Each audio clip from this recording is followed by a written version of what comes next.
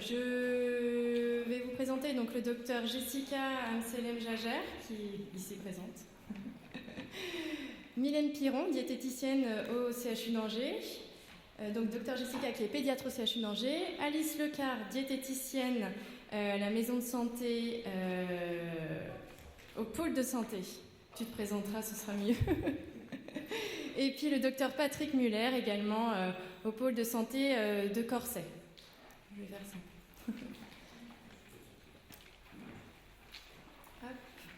Donc, dans un premier temps, le docteur Jessica Amselem Jager va vous présenter, pour cadrer un peu la présentation des définitions et les recommandations vis-à-vis de l'obésité pédiatrique. Il y a 2 minutes. Ah oui, d'accord. Ça marche ? Oui, ça marche. Oui, donc bonjour à tous, merci d'être aussi nombreux et nombreuses. On va vous parler d'un sujet extrêmement intéressant qui est la prise en charge de proximité de l'obésité de l'enfant. On se partage le travail à 4 parce que nous, on va présenter avec Mylène le travail, le réseau qu'on est en train de créer Ville-Hôpital. Et puis Alice et Patrick Muller présenteront déjà leur expérience de terrain, vraiment du réseau de ville uniquement. Donc nous, on a la partie hospitalière et la partie ville à côté. Donc, en fait, on avait un temps limité, donc forcément des diapos limités. Donc je suis désolée pour cette première diapositive qui est très chargée. Je voudrais quand même vous rappeler, quand vous voyez des enfants en consultation, que vous soyez médecin ou autre, il est quand même intéressant d'avoir les courbes à proximité parce que ça permet de mettre des points sur une courbe et de savoir de quoi on parle face à un patient en consultation, le patient ou sa famille, d'accord ? Parce que de temps en temps, vous pouvez avoir des patients qui ne sont pas forcément là où vous pensez l'être, et donc ça permet d'avoir des échanges avec la famille et le jeune ou la jeune. Donc on utilise toujours ces courbes de corpulence qui sont les courbes de l'IOTF, c'est les courbes internationales, et elles permettent de définir par projection l'IMC à l'âge adulte du jeune ou de la jeune. Je prends un exemple, si l'enfant à 6 ans a un IMC à 23, par exemple, on est ici. 23 pour quelqu'un qui a l'habitude de faire de l'adulte, c'est un IMC normal. Par contre, si on le met sur la courbe d'un enfant de 6 ans, et ben vous voyez, ça le projette en fait au-delà de la courbe de l'IOTF 35, ce qui signifie qu'il se projette à un IMC au-delà de 35 à l'âge adulte, donc ce qui le place en obésité sévère. Donc ces courbes d'IOTF, elles ont été définies telles quelles. Le surpoids, c'est un IMC supérieur à la courbe d'IOTF 25, qui est la courbe juste ici. L'obésité, c'est un IMC supérieur à l'IOTF 30, donc la courbe juste ici. Et puis on a l'obésité sévère avec un IMC supérieur à l'IOTF 35. Et là, l'obésité morbide, on n'a pas la courbe ici, mais c'est un IMC qui se projette sur l'IOTF 40. Donc voilà, très important d'établir les courbes, poids, taille, corpulence, pour savoir de quoi on parle et pour avoir un outil en fait, de discussion avec les familles. Je voulais revenir aussi un petit peu sur l'épidémiologie de l'obésité. On en a parlé un tout petit peu en plénière en introduction, c'est le directeur de l'ARS qui en a parlé. Ce sont les résultats de l'étude Esteban. L'étude Esteban, c'est une étude d'épidémiologie observationnelle qui a été publiée en 2017 et qui comparait en fait avec les résultats de l'étude de NNS 2006. Ce qui a été montré, c'est que l'obésité de l'enfant avait été multipliée par 2 entre 1985 et les années 2000, mais qu'elle est stable depuis 10 ans. Très bien. Par contre, ce qu'on note dans cette stabilisation, certes, mais c'est qu'on a de plus en plus d'obésité sévère et morbide. Donc, les chiffres, c'est environ 20% des enfants atteints de surpoids et d'obésité en France, 4% dans le stade d'obésité, 1% en obésité sévère et moins de 0,5% en obésité morbide. N'empêche que quand on extrapole ces chiffres-là en région, eh ben, ça fait des milliers d'enfants à prendre en charge, d'enfants ou de jeunes. Et je voulais vous rappeler aussi, on en a parlé juste avant en plénière aussi, que cette obésité, que ce surpoids, que cette obésité, cette maladie chronique fait partie des enjeux de santé publique depuis maintenant plusieurs années. Et la HAS a émis des recommandations en 2011, donc on peut vraiment s'appuyer dessus pour dire qu'il faut s'en occuper. Et je vous rappelle les 3 signes d'alerte qui doivent nous faire prendre en charge ces enfants et ces jeunes, qui sont l'ascension continue de la courbe de naissance, de la courbe de croissance depuis la naissance, le rebond précoce et le changement de couloir rapide vers le haut. Je reviens juste ici. Le rebond d'adiposité, c'est quoi? Le rebond d'adiposité, c'est le moment où l'enfant reprend sa courbe de corpulence. C'est-à-dire qu'un enfant grossit la première année de vie, ensuite il a un IMC qui est de plus en plus bas, en fait le nadir, l'IMC le plus bas est entre 5 et 7 ans, donc autour de 6 ans, et ensuite il a une courbe de corpulence qui est plutôt ascensionnée. Les enfants qui ont un rebond d'adiposité précoce, ce sont ceux qui ont cette réascension de la courbe d'IMC avant l'âge de 6 ans. Je vous montrerai après, j'ai des exemples de cas cliniques, juste après pour vous montrer ces exemples. Voilà.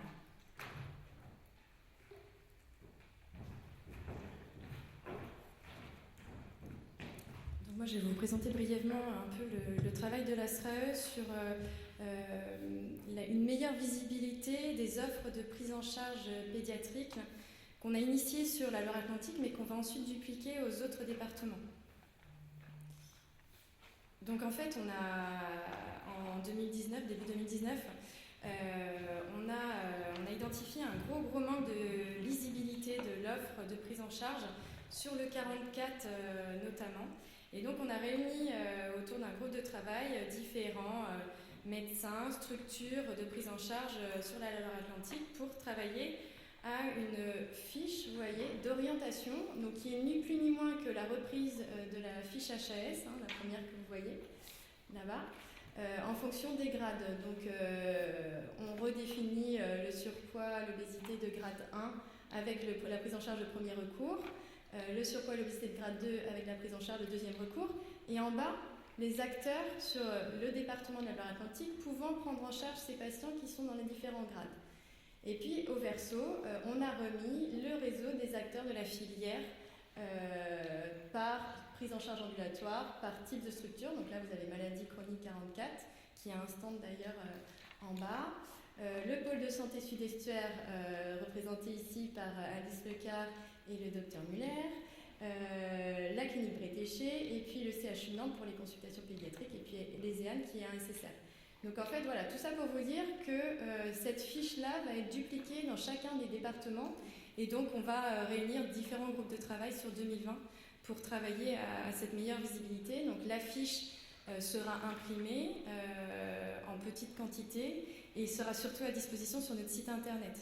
Donc si vous n'êtes pas encore adhérent, je vous invite à le faire pour avoir accès à cette fiche.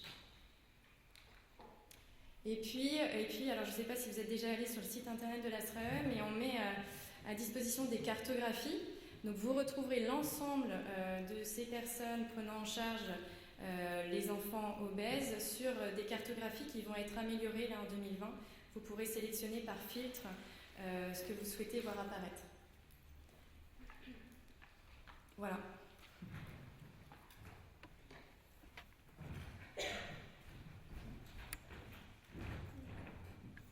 Alors, moi, je vais vous parler donc de l'expérience de notre équipe sur le CHU d'Angers. On a été, cette équipe, elle s'est constituée dans le cadre des fonds qu'on a eu pour l'expérimentation OBPédia. Donc, l'équipe, elle est composée donc d'une infirmière, une diététicienne, une psychologue et le médecin pédiatre. Voilà. Donc, s'est constituée cette équipe-là l'été 2018. Non, 2019.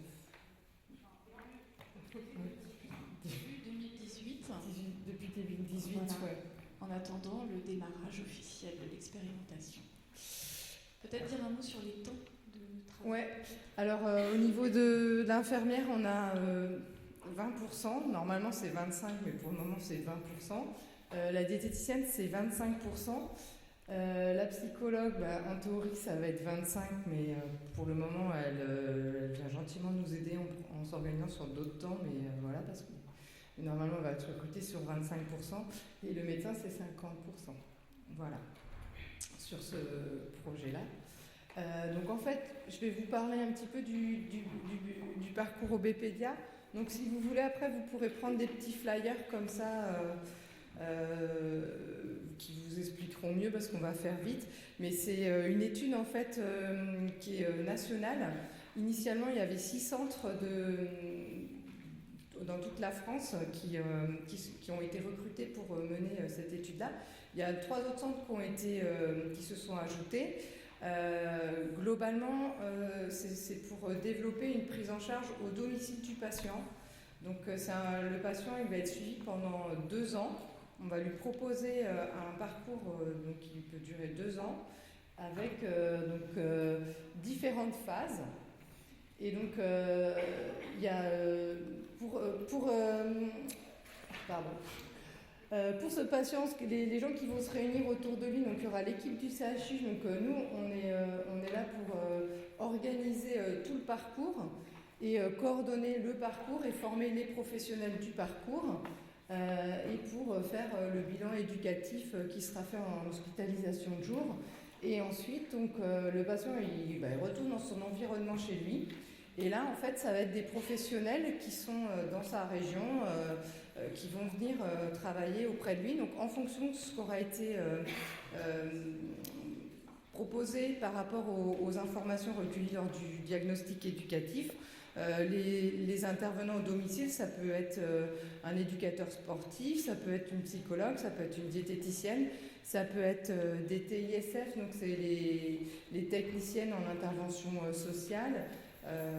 Voilà, et donc il peut y avoir plusieurs phases, c'est-à-dire des phases où il va y avoir toutes les semaines un intervenant au domicile, et puis des phases où peut-être que ça va être une intervention mensuelle. Bon, alors là, c'est un tableau qui montre qu'on peut avoir finalement une intervention toutes les semaines, toutes les 2 semaines. Et le pointeur, ouais, voilà, pardon. C'est pas ça.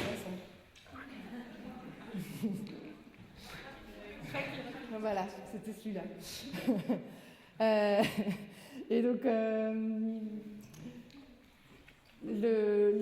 j'ai oublié de parler du médecin traitant qui était aussi impliqué dans la prise en charge du parcours. Voilà. Donc, finalement, cette étude-là, elle n'avait pas commencé encore. On est dans tous les centres en France, on est en train de se préparer, mais comme c'est une expérimentation nationale, on est obligé d'attendre le feu vert.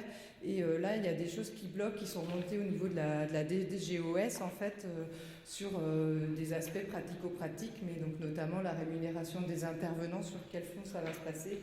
Et aussi, on a une autre problématique, puisqu'il va falloir qu'on collabore ensemble, donc c'est d'avoir un outil qui, tout en respectant les lois sur la confidentialité du patient, puisse permettre aux professionnels de santé qui vont être un petit peu disposés sur toute la région comment ils vont pouvoir communiquer ensemble. Donc c'est les 2 points qui demandent à être définis là avant qu'on lance cette expérimentation-là. Donc nous, au niveau du CHU d'Angers, on a plutôt bien avancé. Donc nous, on est prêts en fait. Donc, comme on avait du temps et qu'on était prêts, nous, on a lancé une mini-expérimentation. Donc, qu'on a appelée Pré-OB-Pédia. En fait, on s'est dit, puisque nous, on est plutôt prêts, on a des outils à disposition et ce qu'on va proposer aux professionnels de santé, autant qu'on le teste. Donc, on est parti sur ce dispositif-là. Donc, en fait, concrètement, on a accueilli donc, en HDJ au CHU des enfants qui avaient été adressés par le médecin traitant, qui étaient éligibles selon les critères définis. Donc Jessica, elle va nous les présenter tout à l'heure. Et puis on a fait une revue de dossier pluridisciplinaire entre nous. Voilà, donc j'avoue que pour cette expérimentation là, on a aussi mis comme critère la faisabilité, donc c'est-à-dire pas très loin d'Angers en fait. Voilà. Ensuite, donc, à la suite du bilan en hospitalisation de jour, donc lors de l'hospitalisation de jour, ils avaient un entretien de TP sur un petit peu comment ils vivaient la maladie, comment ils se la représentaient pour l'enfant, enfin le jeune et sa famille. Il y avait un bilan diététique, il y avait une évaluation avec la psychologue, et puis il y avait tout l'examen médical avec les mesures avec Jessica, et puis il y avait également des explorations de la taille des os, et puis je te laisse... Le bilan en fait, fait en hôpital de jour, il y avait un bilan biologique pour dépister les comorbidités, enfin les complications métaboliques. Et puis il y avait une échographie abdominale pour rechercher de la stéatose hépatique, une mesure de composition corporelle avec une ostéodensitométrie osseuse. Et c'est déjà pas mal. Voilà. Et donc, c'est une journée où on a testé, finalement, on prenait 2 enfants et finalement, ça nous occupait toute la journée. Donc, à la fin de la journée, une fois qu'on avait eu tous nos petites données, on s'est réunis entre nous. On a réfléchi à une proposition donc, de projet personnalisé de soins. Et ensuite, donc, ça a été proposé aux patients lors d'une visite conjointe avec le médecin et une de nous. Pour proposer à la famille l'axe de travail qu'on voyait pour les accompagner. Et donc, ils avaient un délai pour nous dire s'ils s'engageaient ou pas. Voilà, si ça leur correspondait, si ça répondait à leurs attentes, si ils envoyaient une faisabilité, voilà. Et suite à ça, donc, une fois qu'on est arrivé là, ils ont tous accepté quand même. Hein. Mais donc, on est parti pour organiser une visite à domicile par mois et un appel téléphonique par semaine. Nous, sur notre pré-expérimentation, on n'avait pas les moyens d'aller au domicile du patient une fois par semaine, en fait. Donc, on s'est dit, on va déjà faire aussi du coaching téléphonique.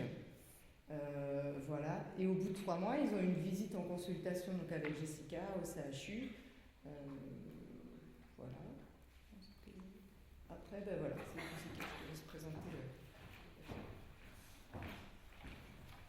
Et donc l'idée après c'était de vous présenter nos petits patients pour vous montrer que c'est une expérimentation hyper intéressante et qui on est sûr va fonctionner à grande échelle puisque quand jusqu'à maintenant on suivait ces patients en consultation à l'hôpital, on voyait bien que c'était difficile quand même, on n'avait pas accès à tous les axes de vie de ces patients et finalement en allant au domicile des gens, on se rend compte de choses beaucoup plus rapidement que ce qui a été fait en consultation et ça nous a permis de débloquer des situations plus rapidement.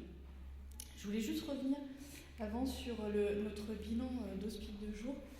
Surtout ne retenez pas qu'il faut faire des bilans biologiques et des échographies à tous les patients en surpoids et en obésité. Là, on est dans le cadre d'une expérimentation, donc on est en CHU, donc on se permet de faire tous ces bilans-là. Les critères d'examen biologique chez l'obèse, c'est des antécédents de diabète de type 2 dans les familles proches, des antécédents de dyslipidémie et une obésité morbide. Donc en dehors de ce cadre-là, il n'est absolument pas nécessaire de faire des prises de sang. Alors, je vais vous présenter donc nos 5 patients, nos 5 premiers patients de la pré-expérimentation. On va en inclure 2 autres prochainement. Alors, c'est sûr que ça ne fait pas beaucoup de patients, mais on le fait à notre échelle puisqu'on a nos activités du CHU et donc on ne peut pas être mobilisé à domicile comme vous pourriez le faire en tant que professionnel de santé libéral. Donc, on a ce jeune homme âgé de 16 ans qui est venu me voir en consultation il y a maintenant presque 1 an. J'avais pas de carnet de santé, donc c'est pour ça que j'ai pas de courbe de croissance pour lui. Mais quand je l'ai vu la première fois, donc il mesure 1m74, 123 kg, donc un IMC à 40,6, donc en obésité morbide. C'est un jeune qui était déscolarisé depuis 1 an. Déscolarisé parce que phobie scolaire, parce que harcèlement, parce que finalement estime de lui dans les chaussettes et il n'était plus capable d'aller à l'école. Au jour d'aujourd'hui, il n'a toujours pas de projet. On a réussi à l'accrocher de manière un peu différente, mais c'est notre challenge de cette année, c'est de le remettre un petit peu dans un projet professionnel. Il vit seul avec sa mère, il a un papa mais qui ne voit plus, et c'est un jeune qui sort jamais de chez lui. Il n'a aucune activité autre que les jeux vidéo en réseau. Donc ça c'est avant. Donc en fait, ce que raconte sa mère, c'est que la courbe de croissance était très exponentielle. Donc pour vous donner notre expérience, on l'a fait venir en hôpital de jour, on a fait tous les bilans, etc. On a proposé un projet de soins et lorsqu'on est arrivé chez lui, donc j'y suis allée pour la première fois avec la psychologue à l'époque, puisqu'il nous semblait que la problématique principale, c'était plutôt de l'ordre relation mère-fils. Donc on y est allé, on est arrivé chez lui, c'était noir. Rideau noir, couverture noire sur les canapés, les volets fermés. Donc on est arrivé dans une ambiance assez austère, où on ne se sentait pas forcément très à l'aise, mais une maman très sympathique, un jeune complètement fermé, mais une maman très sympathique, donc on s'est d'emblée permis de lui demander d'ouvrir les volets. Et ça a été notre axe de travail finalement, plus que de dire, bah oui, on a quand même travaillé l'alimentation, essayer de trouver des choses, parce qu'on est dans la pratique d'éducation thérapeutique, hein, donc on ne va pas imposer les choses, on va discuter, voir ce qui est possible, et on va attendre de lui qu'il nous propose des solutions, et on va le driver comme ça dans son coaching.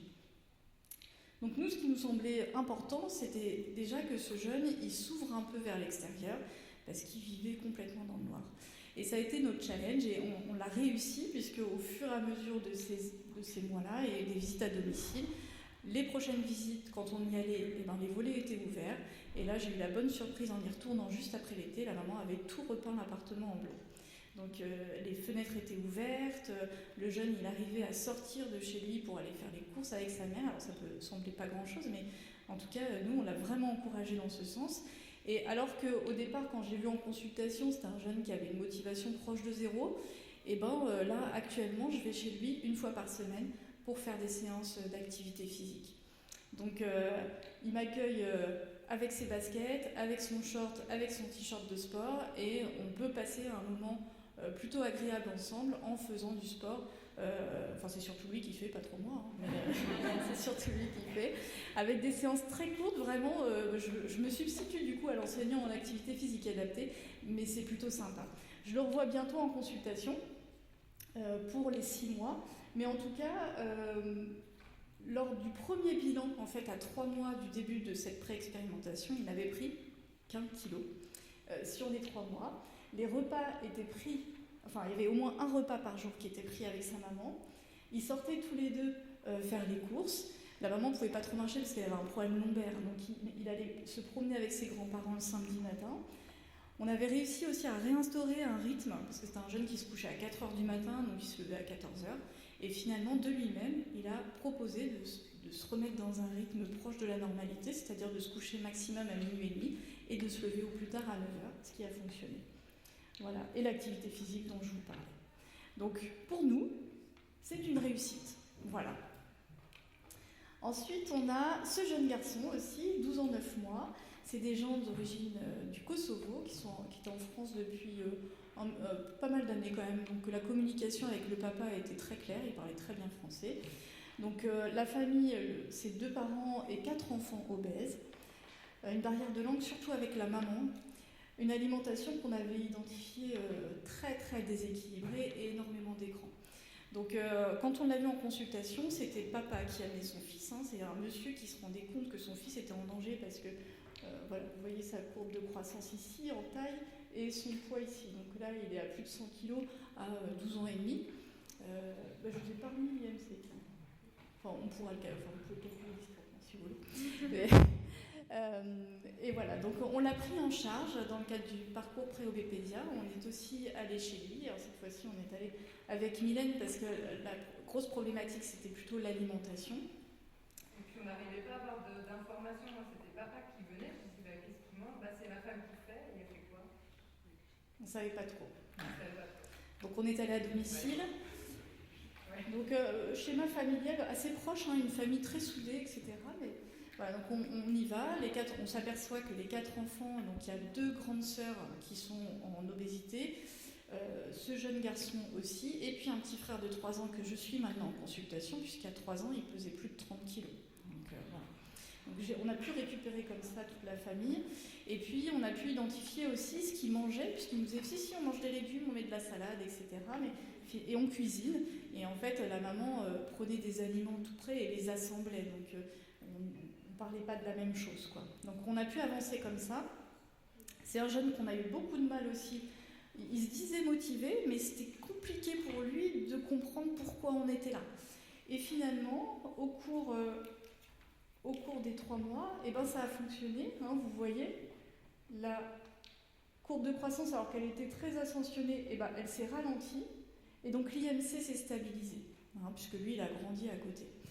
Donc aujourd'hui, c'est un jeune qui ne veut plus qu'on vienne à domicile, parce que c'est quand même assez intrusif. Donc ça, c'est intéressant aussi de l'avoir fait avant le début d'Obépédia, parce qu'on se rend compte qu'il y a des gens qui sont hyper motivés, ouais, super content, il y a plein de gens qui vont venir à la maison, ça va être du coaching personnalisé, et en fait ça les gêne vraiment dans leur vie intime que des personnes viennent chez eux. Donc on a dit pas de souci, on arrête de venir à domicile, mais moi je continue à les suivre en consultation externe avec les consultations diététiques, et ça se passe très bien. Donc ça veut dire quoi? Ça veut dire que le parcours au Bébédia, finalement il ne va pas correspondre à tout le monde non plus.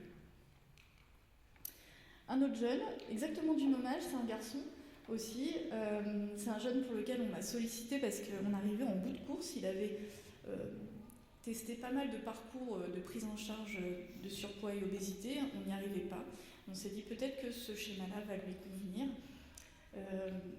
C'est un gamin qui avait des troubles du comportement, un suivi psy assez cogné, un schéma familial aussi très compliqué, mais ça c'est pareil, on l'a découvert quand on est allé à domicile, puisqu'on n'avait pas du tout accès à la maman lors des consultations en externe à l'hôpital. Et là, on l'a vu vraiment aux côtés de sa maman et on a senti vraiment toute la difficulté de la relation fils-mère, puisqu'on s'est rendu compte que cette maman-là n'était absolument pas capable de valoriser son enfant. Elle lui cassait, à chaque fois qu'il ouvrait la bouche, elle le rabaissait, mais de manière assez violente. Donc on est parti plutôt sur l'axe de travail psy. C'est des parents qui avaient eu aussi un parcours bariatrique, et actuellement c'est un enfant qui est en ITEP, et en fait son collège rattaché est loin de son domicile, donc il est en famille d'accueil la semaine. Le fin mot, c'est que c'est très très compliqué comme prise en charge aujourd'hui. On n'a pas les moyens, nous, cadres professionnels du CHU, d'aller assez à domicile pour le prendre en charge. Donc on a réorienté la prise en charge hospitalière avec des consultations médicales et des consultations avec un pédopsie. Et non plus juste le problème de poids. Vraiment, on a essayé de leur faire comprendre que c'était pas l'alimentation ou l'activité physique, qu'il y avait autre chose d'abord à travailler avant de s'occuper de ça. Et la thérapie familiale nous semblait être la solution, et c'est là-dedans qu'on l'a orienté.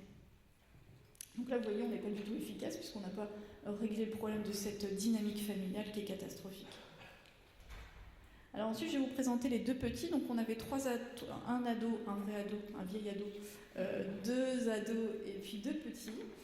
Et ça, c'est pour vous montrer que plus on les prend en charge de manière précoce et plus on a un impact sur ces petits-là, puisque là, on a travaillé essentiellement avec les parents, avec l'enfant aussi, parce qu'il y a quand même le côté frustration on me refuse un gâteau, c'est aussi simple que ça, qu'on a travaillé avec la psychologue. Et Mylène a beaucoup travaillé aussi avec la maman sur le côté alimentaire. Et donc vous voyez, on a travaillé sur qu'est-ce que c'est qu'une alimentation équilibrée, évidemment on n'est pas au régime, comment faire de l'activité physique avec mes enfants au lieu de les laisser devant un écran. La maman, quand je suis allée à domicile pour lui montrer ce qu'elle pouvait faire en termes d'activité, les gens ils pensent qu'activité physique c'est sport. C'est la séance de sport, on va à la salle, faut s'inscrire en club, etc. Non, avec des jeux très simples, elle a pu faire bouger son enfant. Et tout le monde était hyper content. La grande sœur s'y mêlait, du coup le frère et la sœur jouaient ensemble, c'était hyper sympa. Et la maman s'est dit on a joué 20 minutes, je l'ai fait bouger comme ça 20 minutes. Ah bah oui, c'est vrai que c'est court. Puis c'est le temps d'un dessin animé, bon ça vaut peut-être le coup quand même qu'on bouge ensemble. Donc ça c'est plutôt sympa. Et donc vous voyez, là le poids s'est complètement stabilisé, et donc vu que c'est un enfant, il continue à grandir, l'IMC a franchement chuté. Donc là on est aussi très content. Alors encore une fois, on n'est qu'à 6 mois de la pré-expérimentation, on va se donner un petit peu plus de temps. Donc là, ça marche bien, c'est la nouveauté, on est content, mais il va falloir se donner un petit peu plus de temps pour voir si ça s'inscrit dans la longueur. Et le dernier, c'est aussi un jeune garçon de 6 ans et demi, des gens d'origine, c'est Polynésie, Nouvelle-Calédonie. Donc des gens qui arrivent en consultation et qui disent, on est calédoniens, nous on est bien bâtis, c'est vraiment, on est gros, dans toute la famille, c'est comme ça et pas autrement. Puis en fait, ma mère, elle se dit, mais quand même, il faut peut-être que mon enfant, je fasse attention, parce qu'elle avait un grand garçon âgé de 12 ans qui, lui, avait une corpulence strictement normale. Donc, voilà. Et là, pareil, c'est-à-dire que c'est un enfant, on a rééquilibré l'alimentation, boulot de Mylène. On a essayé de trouver des solutions pour, au lieu de rester à la maison et regarder la télé, aller plutôt au parc en bas de l'appartement. Et puis, vous voyez, avec pas grand-chose, on arrive quand même à faire son IMC là, qui est en train de chuter. Donc, c'est plutôt sympa, c'est encourageant. Je vous montre ça, c'est encore que 5 patients. mais c'est plutôt encourageant en termes de prise en charge de proximité de l'enfant. Hélène, tu voulais présenter ça? Voilà. Et donc il y en a 2 autres qui vont être inclus dans une semaine. Alors, cette mini-expérimentation nous a permis de voir quel type de levier on pouvait retrouver. Donc nous, ce qu'on a repéré comme atout, c'était une multidisciplinarité et le tout en cohésion d'équipe. C'est vrai que pour nous, c'était facile parce qu'on se connaît. Voilà, contrairement à le parcours au BPDA où les gens ils vont être amenés à travailler avec des gens qui connaissent pas forcément. On avait des outils de communication, c'était facile. Voilà, les systèmes informatisés. Nous on n'avait pas de problème de support. On est toutes formées à l'ETP, on a toute une approche sur l'éducation thérapeutique du patient. Donc pareil, ça fait quand même une unité sur l'approche de la famille, la proximité. Et puis, c'est vrai qu'on a réussi à s'arranger au niveau disponibilité et rythme des visites. C'était du travail, mais ça s'est mis en place assez facilement et ça nous a permis d'accompagner les familles régulièrement. Voilà. Alors, les freins qu'on a pu repérer, c'est l'organisation du temps de travail et notamment des temps de trajet. Au début, on s'était dit, bon, allez, on prend jusqu'à 40 km autour d'Angers. Et en fait, concrètement, des fois, pour aller chez un des patients, on mettait 1 heure, en fait. Donc, voilà, c'est vrai qu'on n'était pas très rentable sur des moments comme ça. La motivation, qui n'est pas toujours celle avec laquelle on pourrait travailler comme on le souhaiterait. Il faut faire avec, ça peut être assez inégal. Alors, effectivement, se retrouver dans une famille où c'était vécu comme de façon un petit peu intrusive. Voilà. Et puis, il y a une situation où vraiment, là, on s'est rendu compte que ça sortait complètement du champ de ce qu'on voulait faire et qu'on a pu réorienter. Mais effectivement, de faire un focus grâce à notre programme, ça a permis aussi peut-être de mieux l'orienter dans la prise en charge et de ce qui pouvait l'aider. Voilà.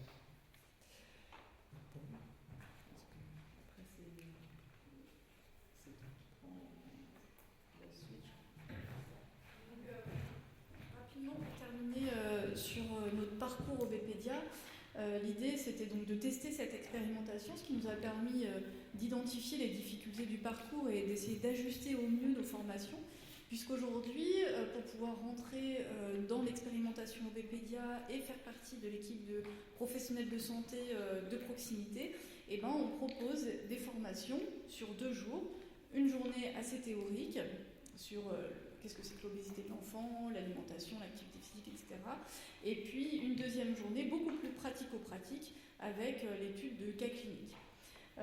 Donc voilà, ça c'est ce que je vous disais là. Et puis là, en ce moment, vu que BPDIA n'est pas officiellement démarré, on réfléchit à des formats de formation, puisqu'il y a plein de gens qui sont intéressés, et c'est super, par le surpoids et de l'obésité de l'enfant. Et donc on est en train de monter une DPC par la simulation en santé pour cette thématique-là. Donc aujourd'hui, comme je vous disais, OBPDIA n'est pas démarré, donc s'il vous plaît, n'en parlez pas à vos patients, parce qu'après, les petits patients sont très impatients. Et vous aussi, il faut garder en tête, si vous avez des patients en tête qui pourraient répondre aux critères OBPDIA, vous les gardez en tête. Vous pouvez m'adresser un courrier en disant, voilà, je pense que ce patient serait intéressé ou rentrerait dans les critères. Comme ça, moi, je le note. J'ai un fichier où j'ai tous les patients qui sont potentiellement incluables dans le parcours. Et une fois que c'est démarré, on lance le processus. Mais pour l'instant, on est un peu dans l'impasse. Donc, les critères d'éligibilité à OBPDIA, c'est un excès de poids majeur. Donc, IMC supérieur à l'IOTF 35, ascension extrême et continue de la courbe de corpulence, comorbidité sévère, échec des thérapeutiques antérieures. Avec ça, ça fait énormément de patients. Donc, voilà, si vous avez un patient, vous ne savez pas trop s'il rentre dedans, parce qu'en fait, il n'a pas tout à fait l'IMC à 35, mais que si on ne fait rien, il va vite y arriver, ça vaut le coup d'en discuter. Nous, au CHU, on est là aussi pour ça, c'est pour pouvoir débriefer de situations où vous ne savez pas trop quoi en faire, c'est de pouvoir les orienter au mieux. Si le patient n'est pas éligible au BPDIA, on lui proposera autre chose. Maintenant, avec le boulot de la SRAE, on a quand même identifié pas mal de parcours de soins qu'on pourra lui proposer. Et puis évidemment, les situations de fragilité, c'est tout ça, et pareil, ça fait aussi beaucoup d'enfants, toutes les difficultés psychosociales ou la famille non aidante, les handicaps physiques, psychiques, les pathologies psychiatriques, pathologies chroniques, les troubles du comportement et puis les obésités syndromiques, ça rentre dans le cadre OBPDIA. Donc surtout, il ne faut pas hésiter à nous solliciter en disant voilà, j'ai tel patient, etc. Est-ce que vous pensez qu'il pourrait rentrer dans l'expérimentation? Et puis on vous répondra avec plaisir. Voilà, j'arrête de parler et je vais laisser la place à mes collègues. Tiens, je t'apporte. Ah oui, juste l'inclusion. Quand même, si le chiffre, c'est 50 patients par an pendant 2 ans, donc ça fait 100 patients en tout.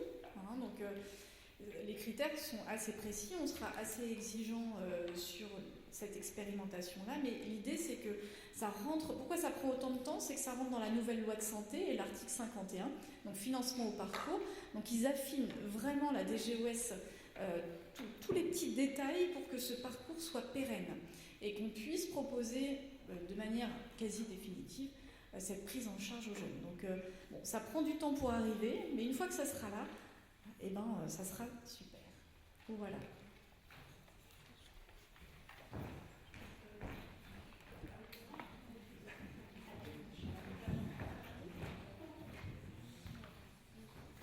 Elle arrive.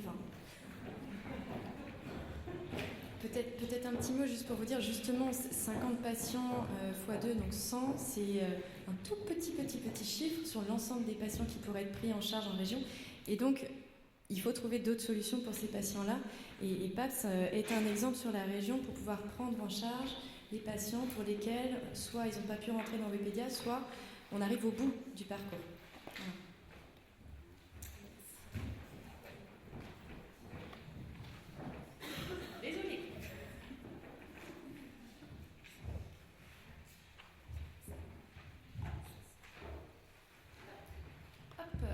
C'est bon, tout le monde m'entend. Bonjour à tous.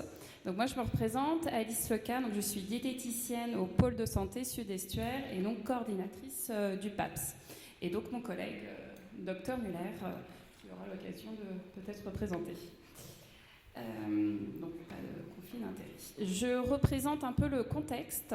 Donc nous sommes une équipe à peu près de 30 professionnels de santé libéraux et on exerce en maison de santé pluriprofessionnelle dite multisite, donc on n'exerce pas tous sous le même toit.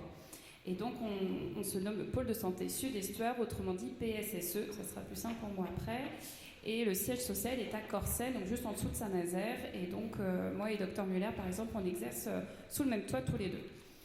Le contexte, donc en 2011, le PSSE adhère à l'expérimentation des nouveaux modes de rémunération, ENMR, il s'agit de la rémunération d'équipe. Donc se rémunérer pour faire de la coordination, des actions de prévention, des protocoles de soins. Et donc on est allé au stade expérimental. En janvier donc, 2014, il y a une volonté de proposer un protocole pluriprofessionnel avec les compétences du coup qu'on a au sein de l'équipe. Et donc, on voulait répondre à un problème du territoire et faciliter l'accès aux soins. Donc ça, c'était janvier 2014, ça vous remet le contexte. Et donc, octobre 2014, on lance le protocole, donc relativement rapidement. Et donc, l'idée de la présentation, c'est qu'on vous montre un peu toutes ces étapes. Et octobre 2019, donc 5 ans après, on arrive à 53 enfants intégrés dans le protocole, dont 10 depuis janvier. Donc voilà, on a eu un petit coup de boost cette année particulièrement.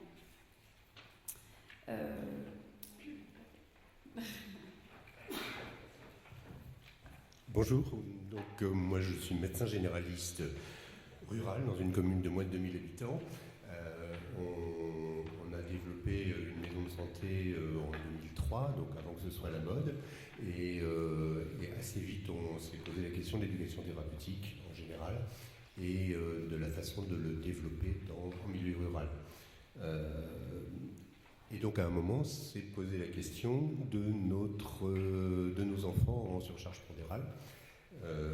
On a donc pris, excusez-moi, je relis mon papier, parce que j'ai improvisé ce matin.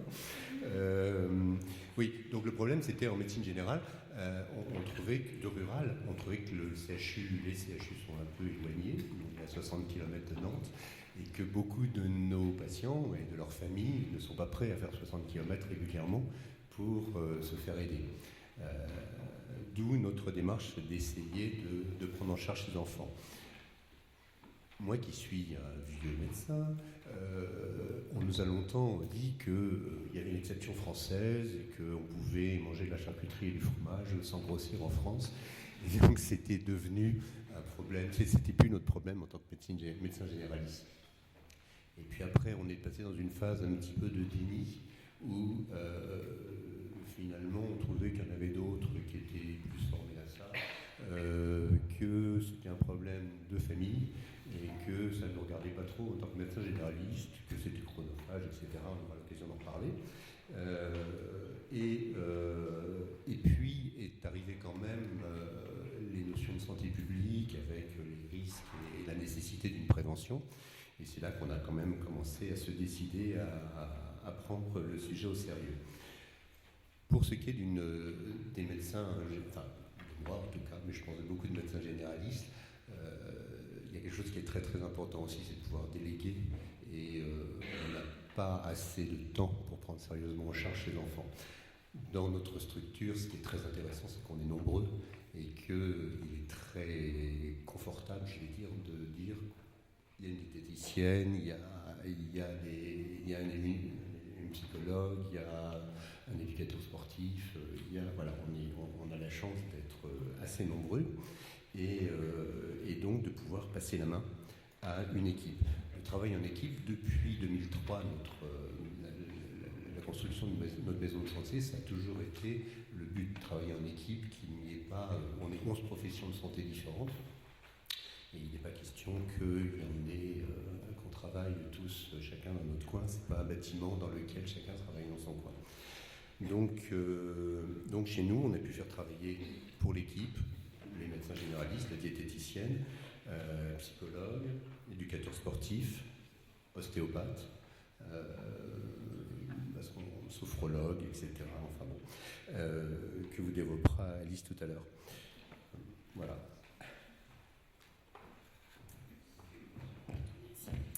Donc un peu de méthodologie, comment du coup cela ça a été écrit concrètement. Au début, une mobilisation un peu difficile quand même. On avait des professionnels qui disent ouais c'est super, j'ai comme envie de travailler avec vous, ça a l'air d'être un thème plutôt chouette et en plus on en avait besoin. Et pour autant, il a fallu quand même relancer, organiser, fédérer, et donc c'est le rôle, à mon sens, de la coordination. Sans coordination, un protocole c'est quand même un peu plus long à mettre en place. On a élaboré une première trame, en fonction des professionnels qui souhaitaient donc s'impliquer dans cette thématique. Donc, comme vient de dire Patrick, à l'époque, on avait diététicienne, donc moi-même, ostéopathe, podologue, psychologue, sophrologue et éducateur physique. À l'époque, était non adapté, éducateur physique, je veux dire classique. Donc voilà un peu comment on a pu écrire cette première trame. On s'est largement appuyé sur le guide méthodologique de l'HAS, c'était notre principale source bibliographique. Et puis on a bien sûr énormément échangé avec les professionnels de l'équipe. Comme a dit Patrick, c'est une signe de notre force d'être en équipe. Et donc on a pu faire des allers-retours avec eux, leur demander leur avis tout simplement.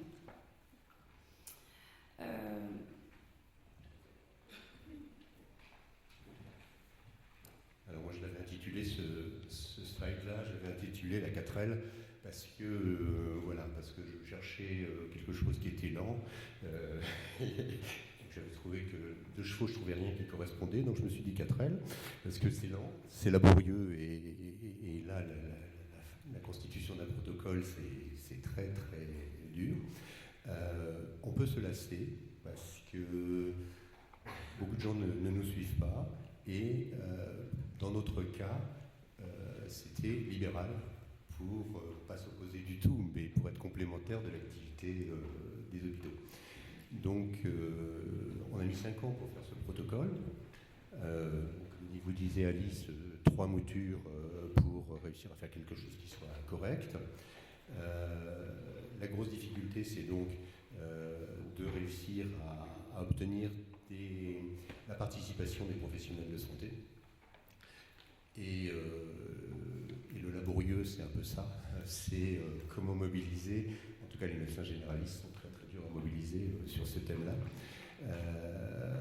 Donc on s'est dit, si les médecins généralistes ne se mobilisent pas, il va être dur de recruter des jeunes patients.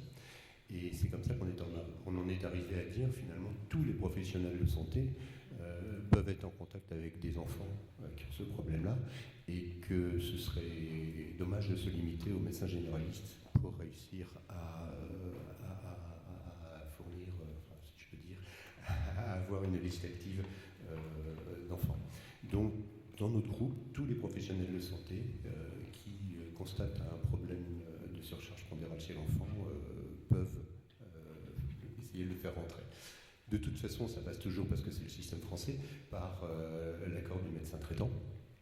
Et je ne sais pas si pour l'instant on a eu beaucoup de refus de médecins traitants, mais... On a un peu déjoué ce passage-là en disant que les patients sont d'office rentrés dans le protocole et le médecin généraliste est informé de la prise en charge. Si ça pose problème, voilà, il vous en informe. Mais c'est vrai que si on devait, avant, on demandait l'accord express, on va dire, du médecin traitant, et ça rajoutait en fait de la lourdeur, tout simplement. C'était, ça rajoutait du temps, tout ça. Voilà. On a déjoué un peu comme ça. Donc s'il y a problème, le médecin revient vers nous, et aujourd'hui on a eu 0 retour. Oui, en tout cas, la difficulté avec les médecins généralistes, c'est que bien souvent, ils sont ou encore dans le déni, ou au contraire dans l'inquiétude de se dire attention, mes petits patients vont aller chez le confrère. Bon, c'est très dommage, mais c'est comme ça. Ce qui a été aussi très difficile, ça a été de s'adapter en fonction des départs et des arrivées. Dans une maison de santé, ça tourne, les professionnels de santé, et donc certains membres de l'équipe partent, d'autres arrivent, et il faut à chaque fois reformer les gens. C'est également une difficulté de l'évolution du protocole. Alice vous parlera aussi d'une interne qui a pu, en 2018, faire une thèse qui nous a permis un peu une auto-évaluation et qui a permis de bien faire évoluer. Et donc en 2019, de reprendre un petit peu donc le nom, le visuel des slides, mais surtout la communication, puisque l'objectif, c'est d'essayer de toucher le plus de professionnels de santé, quel que soit leur métier, et de les former éventuellement, de les aider à reconnaître le problème, et donc de nous le signaler au plus vite. Je voulais faire une toute petite parenthèse pour dire que, comme vous l'avez constaté, ce genre de protocole, c'est surtout l'œuvre de la coordinatrice, en l'occurrence Alice, et que je pense que c'est une erreur de penser que le médecin généraliste qui est dans le groupe puisse être le leader, puisque c'est le terme qu'on nous attribue. Je crois que ce serait plutôt à la coordinatrice de voir ce titre. Je voulais juste revenir du coup sur le travail de thèse. Effectivement, du coup, c'était l'année dernière, ça je me remets un peu en chronologie. Fin 2017, je suis contactée du coup par une interne en médecine générale qui aimerait du coup faire sa thèse sur une revue de dossier de notre protocole, donc depuis le lancement en octobre 2014. Et donc elle a soutenu sa thèse là au mois de mai. Donc, le travail s'est fait du coup sur toute l'année dernière. Et elle est arrivée au moment où nous on avait aussi ce besoin de revoir du coup notre travail. Et elle a pu mettre l'accent sur des points très précis sur ce qui pouvait ne pas aller, en tout cas sur ce qui pouvait être évolué et amélioré dans le cadre de notre travail. Et ça a abouti à l'organisation d'une formation de l'équipe du PAPS autour de la thématique du comportement, enfin la prise en charge comportementale du surpoids de l'enfant. On était vraiment en situation d'échec par rapport à ça. L'enfant, sa famille, voilà, tout ce volet comportemental. On avait tous nos compétences professionnelles, mais du coup, voilà, on arrivait sur des problématiques sociales, des problématiques d'hygiène de vie, de rythme de vie qui nous dépassaient. Et donc, on avait besoin de travailler ce volet du comportement. Et donc, voilà, ce travail de thèse a vraiment mis en exergue ces difficultés et a pu aboutir donc à cette formation décembre 2018, avec un discours commun. On est reparti de ça avec des vrais outils et donc ça a fédéré encore plus l'équipe. On a vraiment été Voilà, sur une journée, on n'a fait que ça. Voilà. Donc voilà un peu à quoi ça ressemble. Alors pareil, hein, comme au BPGA, vous allez avoir du coup les petits flyers qui pourront vous être distribués. Donc concrètement, ce PAPS, il se déroule on va dire en 5 grandes étapes. Le premier, c'est me contacter directement par téléphone. Donc sachant que ce petit papier, il peut être distribué de main à main, donc c'est-à-dire qu'il y a déjà le discours du professionnel de santé derrière, que ce soit médecin ou autre, ou il peut être en accès libre éventuellement dans des salles d'attente. Donc on est vraiment sur le premier contact par téléphone, on se présente, qui on est, qu'est-ce qu'on peut vous proposer, et où est-ce que vous êtes, et qu'est-ce que vous souhaitez. Et donc pour définir tout ça, on essaie d'organiser un entretien individuel avec l'enfant et les parents. Dans l'idéal, du coup, c'est d'avoir les 2 parents. Je dis bien dans l'idéal. Cet entretien prend vraiment les bases de l'éducation thérapeutique du patient. On est vraiment aussi sur cette méthodologie-là. La 3e étape, c'est on définit des objectifs à l'issue de cet entretien, l'objectif de prise en charge, et donc on oriente vers des professionnels de santé libéraux. Donc je vous ai dit tout à l'heure, donc diététicienne, ostéo, sophro, psychothérapeute, éducateur physique et podologue même. Et donc la famille va faire ses consultations individuelles avec différents professionnels. Donc le but, c'est nous, on reste en contact bien sûr pendant tout ce parcours-là, et un entretien également de fin de parcours. Une des forces, et c'est le but d'avoir du coup des financements, c'est qu'on peut faciliter l'accès aux soins à ces professions qui sont aujourd'hui non conventionnées.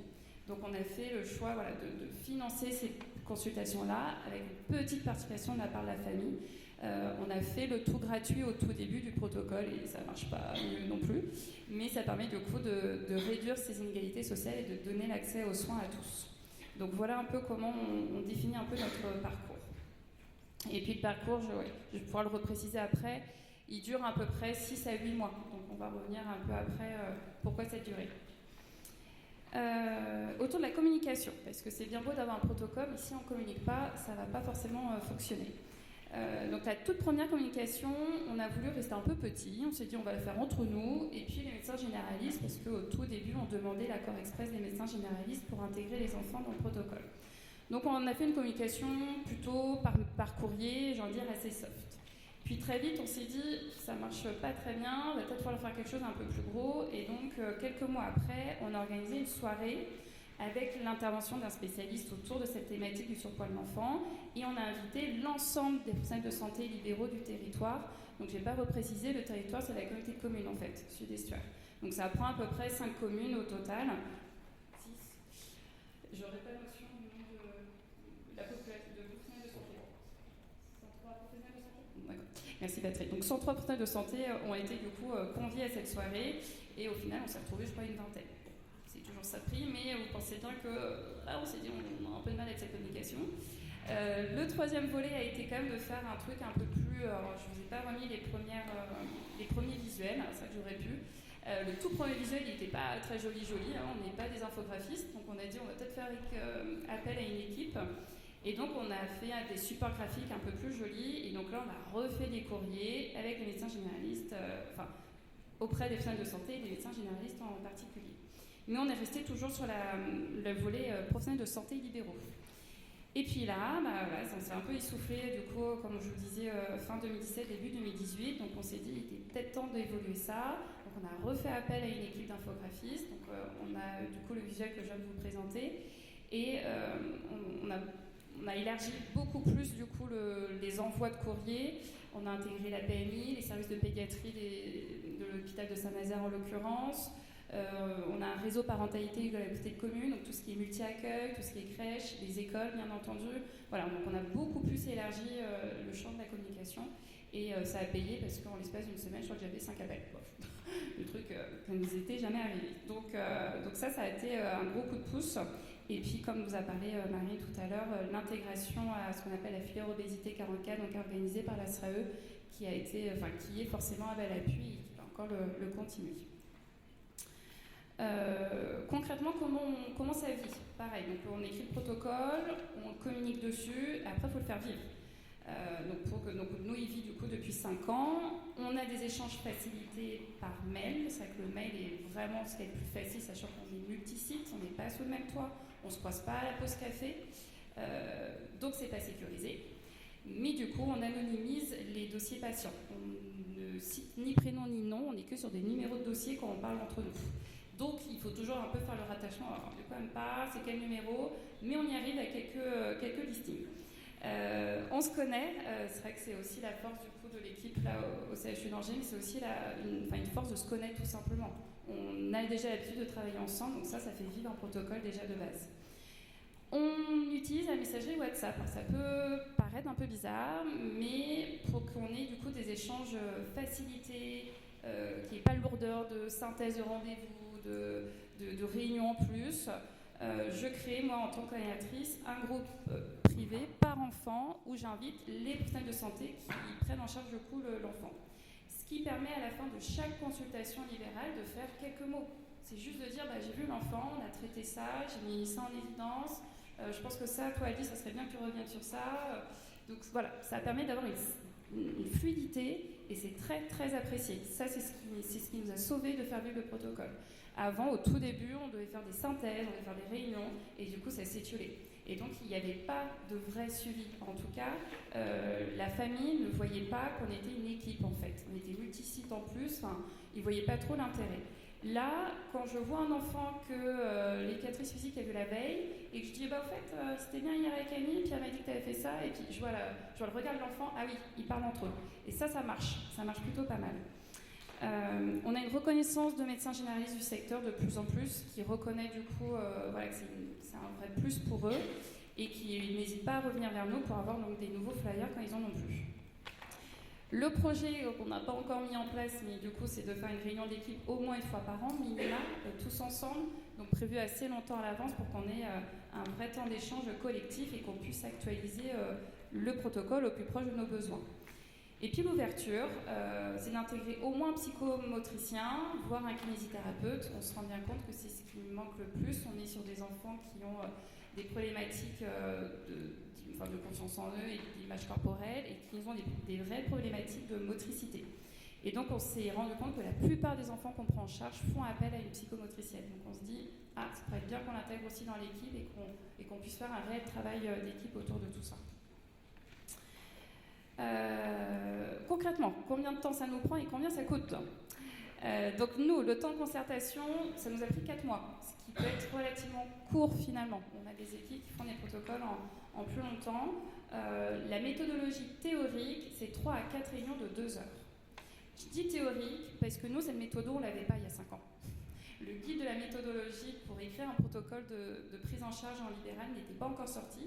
Et donc, nous, on a fait un peu notre petit truc à notre sauce, mais aujourd'hui, il y a un vrai guide qui existe et du coup qui préconise ce genre de timing. Le temps de coordination aujourd'hui, moi, je l'estime à 4 heures par mois. C'est un peu difficile de le chiffrer de façon exacte. Voilà, en tout cas, ce que je pense. Et puis, du coup, le fonctionnement, une réunion d'équipe au moins 2 heures par an. Donc ça, c'est le temps au sein pour faire vivre le protocole. Niveau budgétisation, on était du coup dans ce qu'on appelle l'ENMR, donc on expérimentait des nouveaux modes de rémunération, des rémunérations d'équipe, et on est rentré depuis 1 an, 2 ans, j'ai un peu oublié les dates, dans ce qu'on appelle l'ACI, Accord Conventionnel Interprofessionnel. Donc c'est une convention avec la CPM pour être financée encore une fois en équipe, c'est juste qu'on est passé du stade expérimental au stade conventionné. Donc ça nous donne droit à des fonds, à des enveloppes pour faire vivre des protocoles. Donc c'est fait pour. On rémunère tout le temps. Donc le temps d'écriture, le temps de réunion, le temps collectif, le temps de concertation, tout est rémunéré, c'est du temps de travail. On finance la communication, vous avez bien compris que c'est un vrai job à part. Donc ça aussi, c'est une enveloppe qu'on a mis nous en plus pour avoir un réel impact au niveau de la communication. Et puis du coup, en fonctionnement, aujourd'hui, ça nous coûte à peu près 3 500 € par an pour une dizaine d'enfants intégrés. Donc ça fait beaucoup, ça fait peu. Bon, en tout cas, nous, c'est l'enveloppe qu'on a aujourd'hui mis en évidence. Avantages, inconvénients. Je vais laisser le côté positif à mon collègue. En fait, ça a déjà été pas mal dit tout à l'heure par un de slide. Il y a l'importance de pouvoir répondre à la notion de pathologie de santé publique. On a, surtout dans les campagnes, besoin absolument d'un travail en proximité. Donc on est vraiment très médecin de campagne encore. C'est très important parce que, comme vous le disiez tout à l'heure, les familles sont primordiales dans la prise en charge et que donc la proximité qu'on a avec eux depuis des années nous aide beaucoup. Bon, les besoins en médecine générale,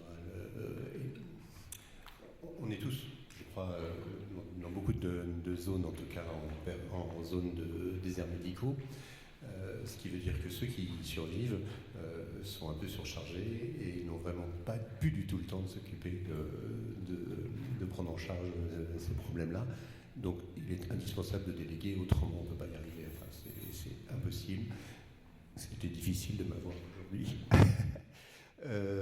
Et puis, donc dans notre groupe, on a trouvé aussi que c'était une occasion idéale de pouvoir travailler en équipe et de faire intervenir tout le groupe sur une thématique commune. Le reste, je crois, a été dit. Tu en as rajouté par rapport à ce que tu m'avais dit. Alors je voulais juste dire ESP, équipe de soins primaires. On a pu le définir, c'est encore un nouvel acronyme un peu à la mode. Excuse-moi Patrick, je t'ai coupé, tu voulais peut-être continuer.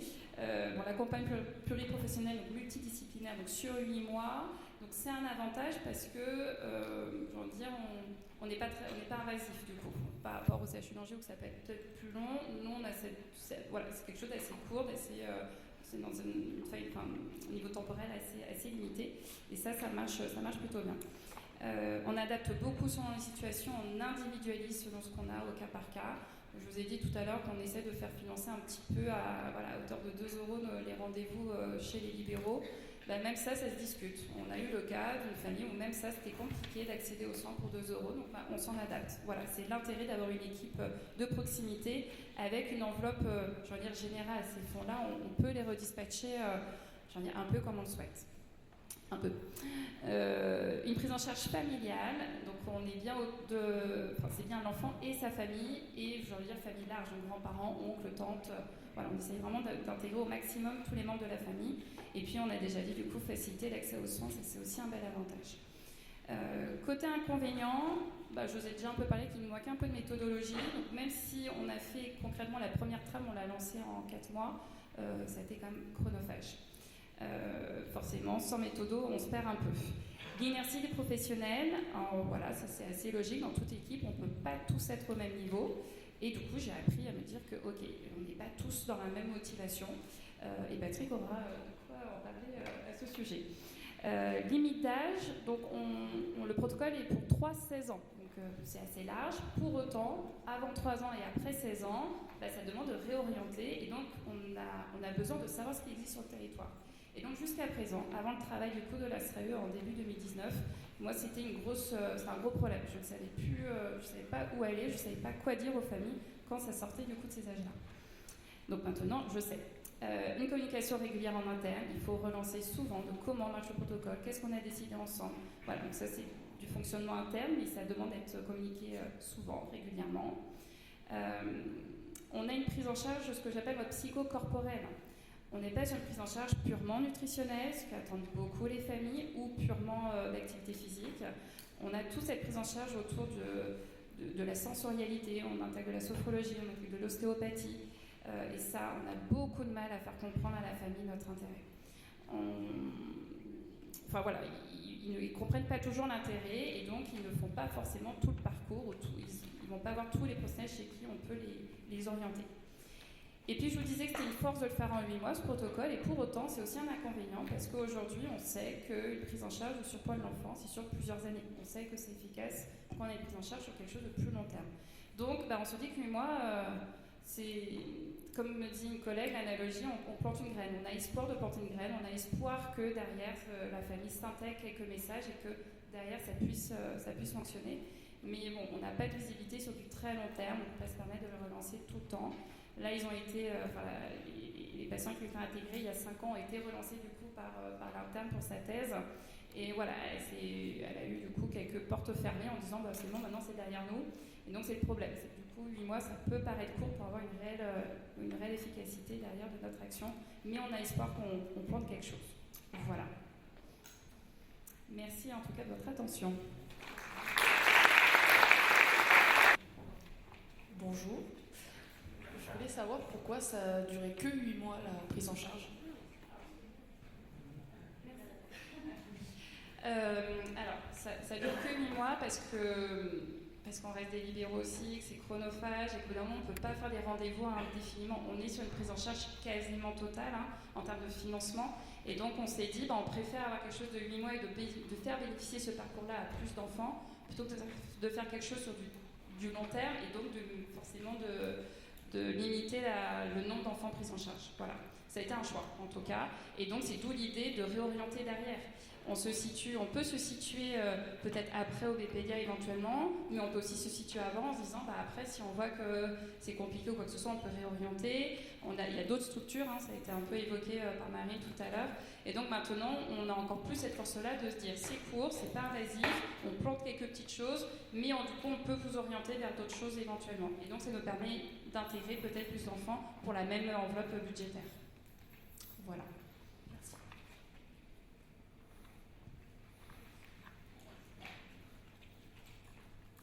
Bonjour, Anne Lerin, je travaille à l'UTET, Unité transversale d'éducation thérapeutique du CHU de Nantes, qui s'est renommée Unité Promotion Éducation Santé. Moi, ma question, elle est par rapport alors j'entends cette notion de protocole, de choses assez structurées, et après je questionne cette marge de liberté pour éventuellement proposer du groupe, des séances collectives qui ont aussi un intérêt. Voilà, est-ce que c'est possible pour vous Dans l'expérimentation au BPIA, il n'a pas été défini de session de groupe. Ce qui nous paraît, très dommage. Parce qu'encore une fois, c'est un protocole une expérimentation qui a été basée sur le rapport d'activité de Maïté Taubert, qui est une des pédiatres spécialistes de l'obésité à Toulouse. Et en fait, ils se sont calqués dessus et puis ils ont rajouté leur sauce à la sauce ministère de la Santé. Pas forcément en accord avec les professionnels de terrain. Donc c'est pas prévu comme tel. Mais nous, en tout cas, on y a déjà réfléchi effectivement de faire des sessions de groupe, mais en dehors du protocole au BPDIA tout simple. Pour au BPDIA, j'entends. Après, au CHU d'Angers, on a un parcours de soins aussi qui s'appelle MyPop, mon parcours de prise en charge d'obésité pédiatrique, qui, elle, prend en charge les obésités de l'enfant, mais moins sévères que les critères au BPDIA, et qui sont organisés en session de groupe, enfants et parents. Voilà. Donc c'est 2 parcours de soins qu'on pourra proposer, mais encore une fois, là, c'est localisé sur le CHU, et donc il faut que les gens puissent venir. L'idée, nous, qu'on avait des sessions de groupe de BPDIA, c'était de délocaliser aussi ces sessions de groupe pour regrouper les enfants proches de leur habitation, en fait, qu'on reste sur l'idée de la proximité. Et moi, je me permets aussi du coup de réagir. Ça a été forcément aussi largement évoqué au sein de notre groupe. On avait évoqué l'idée de faire au moins des ateliers plutôt côté parents, avec des messages autour des écrans, du sommeil, un peu plus généralisé. On s'était dit si on le fait 2 fois par an, le samedi, on avait du coup plutôt évoqué le côté parent. Pour plein d'histoires liées à l'organisation personnelle, c'était un peu compliqué de mettre en place. Et en parallèle, on a le réseau du coup Maladie Chronique 44 qui a mis en place son programme d'éducation thérapeutique autour du surpoids de l'enfant et qui, eux, délocalisent leur programme. Et donc, par exemple, on lance un cycle de sessions collectives à Corsay qui a commencé la mardi avec des patients qui ont été intégrés au PAPS depuis plusieurs années. Donc c'est d'où l'idée de se reporter sur d'autres structures qui eux le proposent déjà et de mutualiser évidemment nos moyens éventuellement. Je pense à MC44, l'idée c'est pas eux se délocalisent tout le temps, c'est aussi de nous, professionnels de santé sur le territoire, de nous former, à leur programme, avec bien sûr une formation de base à l'ETP. Mais donc du coup on a un peu nous laissé tomber cette partie collective propre au PAPS et donc on se rattache au projet MC44. Voilà, pour le côté en tout cas premier recours. Merci beaucoup.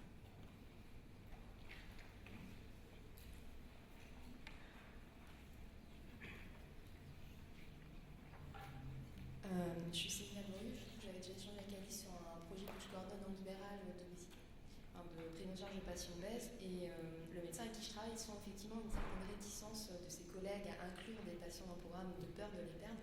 Est-ce que vous avez des conseils par rapport à ça? J'aimerais bien. Non, je pense que c'est vraiment un travail de très longue haleine et rassurer les professionnels de santé. l'impression quand même que sur notre secteur, il y a de plus en plus de médecins qui se disent finalement c'est pas mal, et puis ceux du groupe n'ont pas vraiment le temps de phagocyter nos patients, donc tout ce que j'ai pas le temps de faire, je laisse faire au groupe de la maison de santé, du pôle de santé. C'est très très très très très long. Je pense que je compte beaucoup sur la nouvelle génération de médecins qui probablement n'auront pas la même vision des choses. Je réponds, je me permets de réagir aussi. Je crois qu'il faut que les collègues médecins généralistes puissent se dire qu'il y a des médecins spécialisés dans le surpoids et l'obésité qui ont le temps de faire ce travail-là et que reste le médecin de famille. On peut différencier la prise en charge comme une surspécialité. En fait, quand ils viennent voir un spécialiste à l'hôpital, ils laissent partir leurs patients vers un surspécialiste. Et je crois qu'il faut aussi que les collègues de ville puissent comprendre ça, c'est-à-dire qu'en libéral, il y a des gens qui vont se consacrer à un domaine de la pédiatrie qui est le surpoids et l'obésité et que gardent tout le reste du suivi, puisque l'enfant obèse, c'est pas que l'enfant obèse, il a ses consultations standards de développement, etc., qui sont fixées. Et ce qui est intéressant, on n'en a pas trop parlé, mais c'est des consultations maintenant financées par la Sécu, les consultations longues et complexes, financées à hauteur de 46 € si je ne me trompe pas, qui peuvent peut-être, je ne sais pas, quel est votre ressenti en ville, si c'est... En théorie, c'est très bien. En pratique, comme on est déjà très chargé, moi je ne prends pas le temps en tout cas, je ne veux pas généraliser, mais d'après ce que je vois autour de moi, je pense qu'on est au contraire malheureusement un peu dans la consultation rapide parce qu'on a beaucoup de monde. Mais c'est très bien d'avoir un SOS, il y a sûrement des secteurs où ça peut se faire.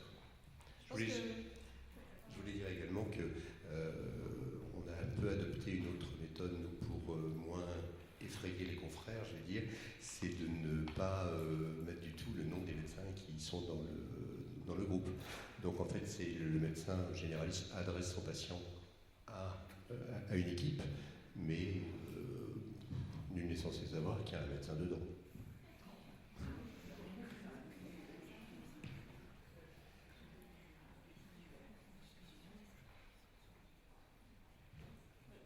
Il y a une question pas ? Bonjour, je suis enseignante APA au centre hospitalier Saint-Nazaire. Je vais intervenir justement dans l'éducation thérapeutique pour adultes obèses et je suis surprise là justement sur la présentation du protocole OB-Pédia de ne pas trouver d'enseignants APA dans la prise en charge. D'autant plus que là en pédiatrie, ça me semble vraiment indispensable. Alors, ils seront là, les collègues, mais aujourd'hui uniquement en libéral. C'est-à-dire que quand on fait nos formations au BPédia, on a énormément d'enseignants APA. Donc on touche vos collègues. Par contre, dans l'équipe du CHU, effectivement, on n'a pas d'enseignants APA. Et c'est bien triste, parce qu'aujourd'hui, on n'a pas les financements pour avoir un temps APA. Donc, vu que le projet n'est pas officiellement démarré, j'ai des difficultés à faire comprendre ça à la direction. Mais une fois que le projet sera démarré, normalement, il est écrit que l'équipe doit aussi avoir un enseignant APA pour pouvoir faire les bilans en hôpital de jour, parce que pour évaluer la mobilité, ce qu'il est capable de faire en termes d'activité physique, il nous faut un APA. Voilà.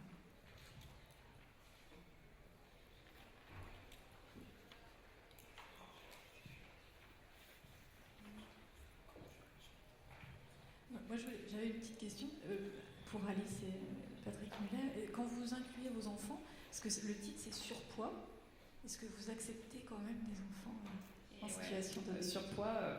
Surpoids, c'est large. À partir du surpoids. C'est ça, exactement. Donc oui, on accepte. Après, je te cache pas, Jessica, que l'idée, c'est justement qu'on puisse éventuellement réorienter quand on voit que c'est trop complexe. Enfin, au tout début du protocole, on a eu des situations avec des obésités morbides, trop importante par rapport à nos compétences là, de premier recours, et on aurait bien voulu avoir du coup une structure là, d'appui derrière. Donc aujourd'hui on les prend en charge faute de mieux en fait, mais je ne suis pas certaine qu'on ait le meilleur accompagnement possible. On plante une graine, encore une fois, on est toujours avec cette analogie là, mais je pense qu'on peut mieux faire. Enfin, l'idée c'est de les réinventer. Donc oui, on les accepte aujourd'hui. Voilà. Je ne sais pas s'il y a d'autres questions ou pas. Non. Est-ce que je peux éventuellement juste mettre la dernière diapo, Marine? Ça permettra juste de vous montrer au moins, on va dire, quelques chiffres de la thèse, du coup, issue de la thèse faite du coup par Léa l'année dernière, qui a pu mettre en place, du coup, mettre en évidence quelques statistiques. Voilà, je vous laisse un peu prendre connaissance. L'objectif pour nous, il est de stabiliser l'IMC. On n'a pas du tout la prétention de faire baisser l'IMC. Sur 6 mois, vous pensez bien que voilà, on stabilise, c'est déjà un bel objectif. Et puis on s'est rendu compte que du coup, sur l'analyse de 28 dossiers, on avait reculé l'IMC de 0,18 points. Donc on se dit, en fait, on est même au-dessus de notre objectif. On a même réussi en moyenne, sur 28 dossiers, mais ça reste une moyenne, de reculer un tout petit peu cet indice de masse corporelle.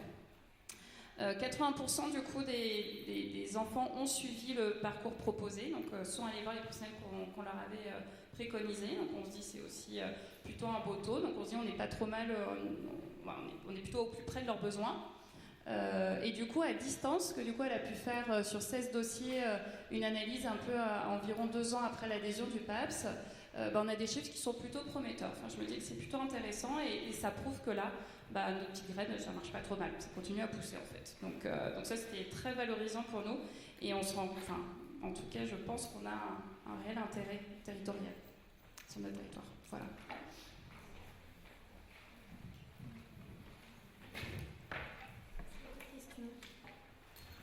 Est-ce qu'il y a d'autres questions? Oui.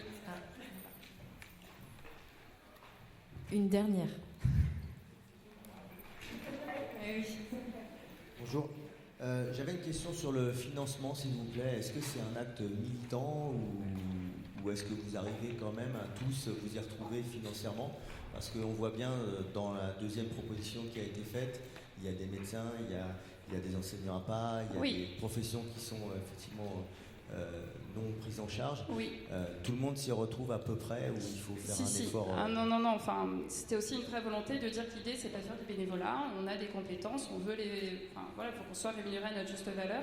Donc non, on a vraiment réussi. Après, l'enveloppe qu'on a globale pour faire financer tous nos projets d'équipe, on a une enveloppe globale. Donc on a plusieurs actions sur cette enveloppe-là. C'est une volonté du PSSE d'avoir une enveloppe, conséquente pour ce protocole-là. On a fait le choix en équipe de dire on valide une enveloppe plutôt intéressante pour que tout le monde soit rémunéré justement à sa juste valeur. Donc ça, c'est un choix à nous. Donc aujourd'hui, en tout cas, ce n'est pas le retour que j'ai de notre équipe, qu'ils ont l'impression de bosser bénévolement ou autre. Donc voilà.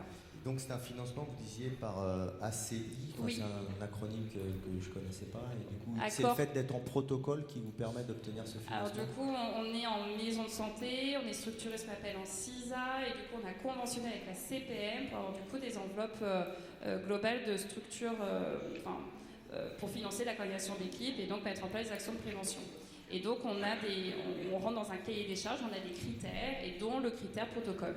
Donc aujourd'hui, parce qu'on a un protocole, on a une rémunération.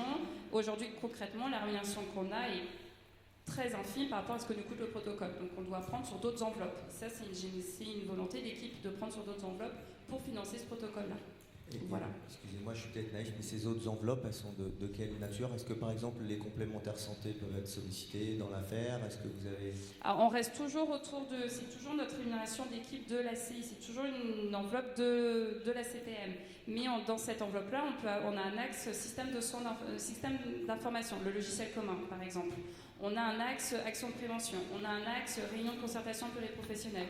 Et nous, on fait le choix éventuellement de faire moins de réunions pour pouvoir du coup gagner en financement dans ce protocole-là. Donc voilà, je vous dis là de façon très générale, mais on a plein d'axes différents. Et voilà comment nous, aujourd'hui, on s'en adapte, que la CPM valide derrière, évidemment.